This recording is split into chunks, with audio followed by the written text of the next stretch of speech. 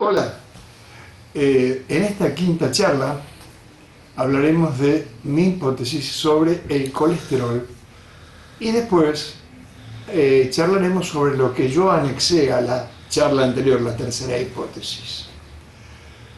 Después de lo que hablamos en la charla anterior, que fue la cuarta charla, que sería muy bueno que volviera a escuchar, haremos algunas reflexiones con respecto al colesterol. Para casi todo el mundo el colesterol no es menos que un peligrosísimo virus, una sustancia tan ominosa como un veneno. Es más, y esto es lo peor, hay quienes se encargan de que esa idea se difunda y se acepte como otro axioma. De esa manera, gran parte de la industria farmacéutica se beneficia con el consumo masivo de medicamentos destinados a disminuir sus niveles. Medicamentos que la mayoría de las veces tienen más contraindicaciones que el mismísimo colesterol a causa de las, a veces, enormes dosis se prescriben. Veamos cómo es la verdad de todo según mi modo de ver las cosas. Primero me basaré en la lógica y luego en la evidencia. El colesterol es otro de los elementos fundamentales para nuestra existencia. A partir de él se elaboran las hormonas sexuales femeninas y masculinas. Retengan esto, por favor. En base al colesterol, una de las cosas que se elaboran son las hormonas sexuales masculinas y femeninas. Por lo que él es el responsable directo de la perpetuación de todas las especies animales. Es la base, otra actividad que tiene el colesterol, es la base de la fabricación de una hormona sin la cual en pocos minutos moriríamos, la cortisona.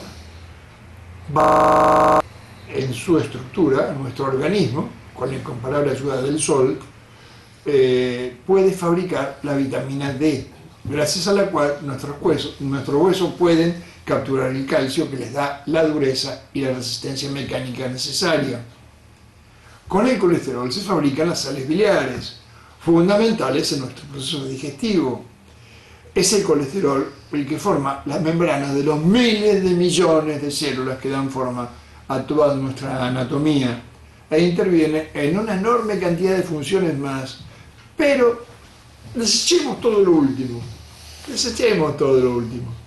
Supongamos que no sirviese nada más que para la primera función que enumeré, la fabricación de hormonas sexuales masculinas y femeninas. ¿Puede alguien creer que tal función vital como es la de procrear para así mantener la perpetuación de todas las especies animales que habitan nuestro planeta puede depender de la mayor o menor facilidad con que se disponga de alimentos que lo contienen? Y si alguien llegase a sostener eso, ¿cómo podría explicar que las vacas y los toros, por ejemplo, pudiesen llegar a engendrar terneros, si tan solo se alimentan con vegetales, en los que jamás está presente el colesterol? El colesterol es una molécula que solo se encuentra en la materia orgánica de origen animal. Pues la solución a este supuesto enigma es extremadamente sencilla. Las vacas y los toros y todos los demás representantes del reino animal fabricamos nuestro propio colesterol y lo hacemos todos a partir de una molécula muy elemental y omnipresente en toda la naturaleza viva, la glucosa. Ella es el ladrillo con el que se edifican cada una de las enormes moléculas del vital colesterol. ¿Podría usted pretender retrucar mi hipótesis con el argumento de que los leones también se reproducen? Entonces, ¿cuál es la materia prima para elaborar su colesterol si ellos no consumen carbohidratos? Pues la respuesta también es simple. Los leones y los demás carnívoros, por supuesto, estrictos o no estrictos, primero elaboran su propia glucosa y con ella el fundamental colesterol. Y la capa de grasa que los proveerá de energía si no encontrasen aún durante muchos días material orgánico con lo que alimentarse. ¿Y cuál es la fuente de glucosa de los carnívoros? simplemente la capa de grasa y las proteínas musculares de su oportuna presa. Ellos, los carnívoros, tienen la capacidad, la que nosotros no utilizamos salvo necesidades extremas, ya lo vamos a conversar, de transformar en su hígado las grasas y los músculos de los animales que consumen, generalmente herbívoros estrictos. Los animales que consumen los carnívoros estrictos son generalmente herbívoros estrictos, que, como comenté antes, transforman en grasa de depósito los hidratos de carbono que consumen en exceso. De transformarlo, decía, en glucosa. Luego de conseguida, la usan como fuente de energía o de sustancias químicas, plásticas o de reserva, tal cual como nosotros lo hacemos con los azúcares y los almidones. Pero eso no es otra más que una de mis hipótesis. Si otro, mejor dotado, puede explicarme con otros argumentos, basándonos ahora en la evidencia, por qué a mis pacientes, a los que les indico no consumir en forma cotidiana únicamente alimentos que contengan una gran cantidad de hidratos de carbono por unidad de medida, les baja el colesterol LDL, se les elevan los niveles del HDL, que es el colesterol bueno, el que deterge las arterias del colesterol malo que se adhiere a ella. Se elevan los niveles de HDL, les decía, descienden sus valores de triglicéridos y ácido úrico y, fundamentalmente, adelgazan. Disminuye su grasa de reserva. Y su explicación me convence. Juro defender su hipótesis con el mismo entusiasmo con que hoy defiendo la mía. Sin embargo, a los que tienen el colesterol elevado, a los que se les restringe la ingesta de grasas por tiempos prolongados, su problema aparentemente les mejora. Estos, según mi opinión, lo que acabo de darles, no debiese ocurrir, pero sin embargo sucede en realidad. Pero no hay ningún misterio, es más, la respuesta también es muy simple. No comemos grasas animales simplemente porque son agradables al paladar y permiten diversificar nuestras prácticas gastronómicas, sino porque son fundamentales sustancias plásticas y muchos de sus componentes esenciales, o sea que nosotros no podemos fabricarlo, tenemos que consumirlo, que están destinados a elaborar elementos de reemplazo y reparación, permitir que a nuestro organismo penetren algunas vitaminas como la vitamina A, la D, la K, la E, y ayudar a fabricar un sinfín de productos químicos vitales. Si carenciamos fuertemente a una persona de su ingesta durante un lapso suficientemente largo, como emergencia tendrá que echar mano a las ya fabricadas, que forman parte de su estructura, y reciclarlas.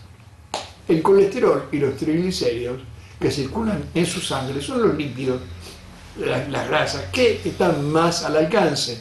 Luego, al utilizarlos para menesteres más vitales, sus niveles descenderán.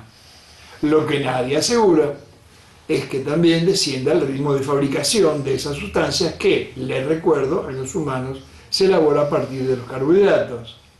Como consecuencia, me parece más lógico que en lugar de reciclar lo ya fabricado, disminuyamos, morigeremos el ritmo de su fabricación.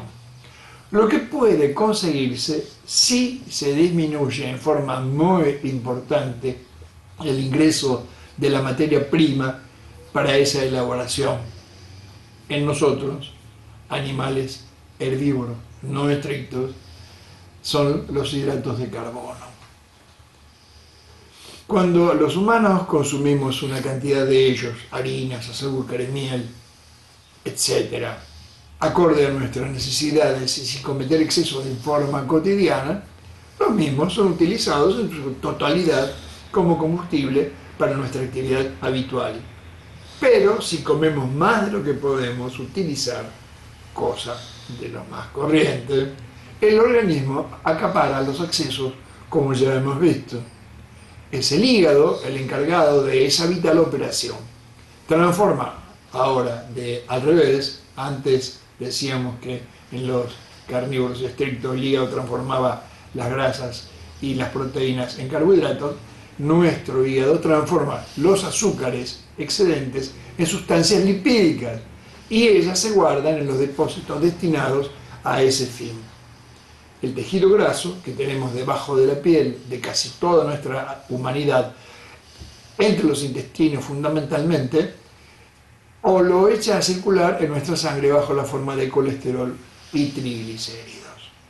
La capacidad de fabricar grasa de reserva en mayor o menor cantidad es diferente entre una persona y otra persona, aunque consuman lo mismo y realicen la misma actividad física.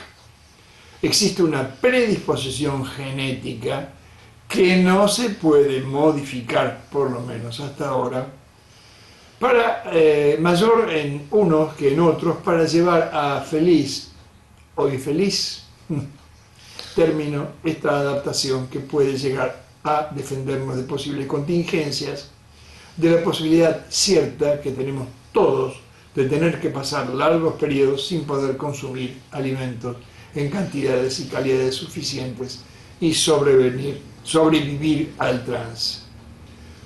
Todos conocemos a personas que, sin importar qué ni cuánto coman, se mantienen siempre delgadas, aunque ni siquiera realicen ninguna actividad física de relevancia. Generalmente son envidiados por todos, pero yo no veo el porqué de la envidia. Ellos han nacido con una genética incapacidad de guardar grasas para alguna futura emergencia. Y les aseguro que cuando las emergencias ocurren, las cosas no les van tan bien. Cuando charlemos sobre la sexta hipótesis, entenderán mejor lo que quiero decir. Ahora les explicaré el anexo a la tercera hipótesis. Creo que es un tema que les va a hacer pensar y tengo la ilusión de que lo adopten como algo absolutamente cierto. En esta hipótesis pretenderé demostrar que en estos menesteres de engordar y adelgazar, el concepto de calorías no es válido. Les cuento algo de historia. En el año 1712 cobra un gran impulso una nueva rama de la física, la termodinámica. Es en ese año en que un inglés, se llamaba Thomas Newcomen, inventa un aparato en donde el vapor de agua producido en una caldera, que no era más que un alambique que le había prestado un fabricante de cerveza, movía un émbolo que por artilugios mecánicos accionaba una bomba de achique que le permitía retirar el agua de las minas de carbón de su país. Ese tan simple mecanismo, con bajísimo rendimiento respecto a la energía que se necesitaba para hacerle funcionar, imagínense que para sacar 1000 litros de agua precisaba 1000 kilos de carbón, o sea que prácticamente el rendimiento era cero. Fue nada menos que ese descubrimiento de él, fue nada menos que la piedra fundamental de la revolución industrial que modificó radicalmente el devenir de nuestra existencia. La rama de esa rama de la física que cambió para siempre parte del modo de razonar de los humanos, a partir de 1712 el hombre comenzó a pensar termodinámicamente. El calor, termo, puede transformarse en fuerza, en potencia dinámica, de allí la palabra termodinámica, la transformación de calor en esfuerzo, en fuerza, en potencia. A fines de ese mismo siglo, varias décadas después, muchas décadas después, un notable físico francés llamado Antoine Lavoisier se empeña en una titánica tarea. Él, el descubridor del oxígeno, del nitrógeno como componente del aire que respiramos, el que acuñó aquel famoso aforismo, nada se pierde, todo se transforma, decide, pensando como era corriente en su época y en muchas de las venideras, termodinámicamente, investigar al ser humano como una máquina que funciona gracias al calor. Pero suponía correctamente que los animales de sangre caliente necesitamos combustible para producir ese calor que nos caracteriza. Utilizando métodos altamente sofisticados para la época, estamos hablando de fines del siglo XVIII, y basándose en la denominación de kilocaloría, en la actualidad denominada por la costumbre simplemente caloría, por lo que seguiremos llamándola así, calorías. La kilocaloría es la cantidad de calor necesaria para elevar en un grado centígrado, la temperatura de 1 centímetro cúbico de agua de 15 a 16 grados. Eso se describió por convención, obviamente.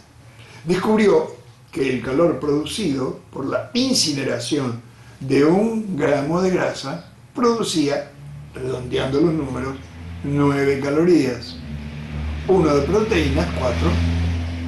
1 de carbohidratos, también 4. Y de la misma manera, 1 de alcohol, 7. También, con métodos sumamente refinados, hasta parecía en esa época de ciencia ficción, estableció qué cantidad de calor producía por hora un ser humano de acuerdo a la actividad que realizase. Por ejemplo, un oficinista con actividad sedentaria en el resto del día, en el día no laboral, era capaz de generar 1.800 calorías durante una jornada, ¿no? Durante todo un día. Y 6.000, por ejemplo, un hachero en un día normal de trabajo, descanso y esparcimiento. Y diferentes cantidades que medían un sinfín de diversas actividades mediante sistemas altamente sofisticados, como les contaba recién. No sé qué les llevó a todas estas arduas y costosas investigaciones, pero era un sabio nato. Y se le comprende. La curiosidad es el mayor patrimonio de toda persona inteligente. Acuérdense que la curiosidad es la tía de la ciencia. ¿Se acuerdan que lo hablamos? Obviamente publicó todo lo que descubrió en un pequeño librito. Casi un siglo después, a fines del siglo XIX, en 1886, 2 médicos ingleses advierten que en Londres hay más personas gordas que aquel sentido común permitía. Hacen un censo de personas gordas en Londres y descubren, con asombro, que son más de 1.800 los gordos que vivían en ese momento, en 1886 en Londres. El asombro era de esperar. Ellos crecieron en una sociedad en donde la gordura era signo de opulencia económica.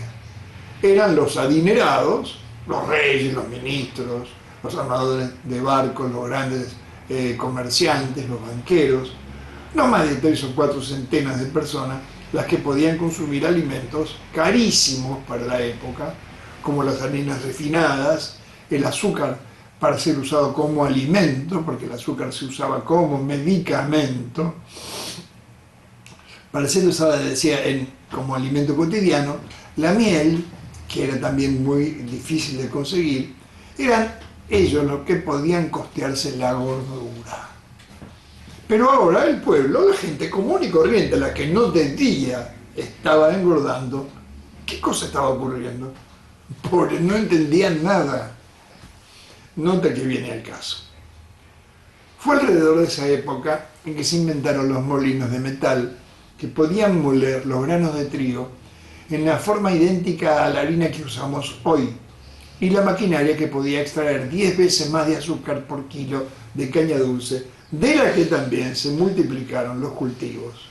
Eso hizo que los precios de harinas y azúcar descendieran tanto como para que toda la población pudiese utilizarlos. Ese fue el momento, creo que fue el momento, en que la medicina le echa mano a los gordos.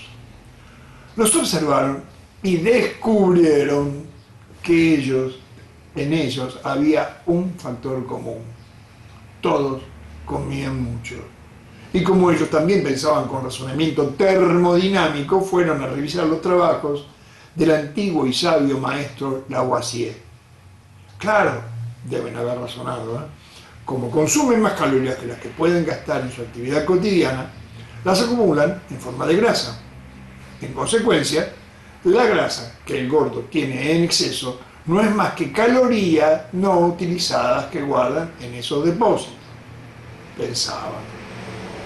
No habían advertido que el hombre no funciona por el calor, sino que tan solo produce calor cuando funciona.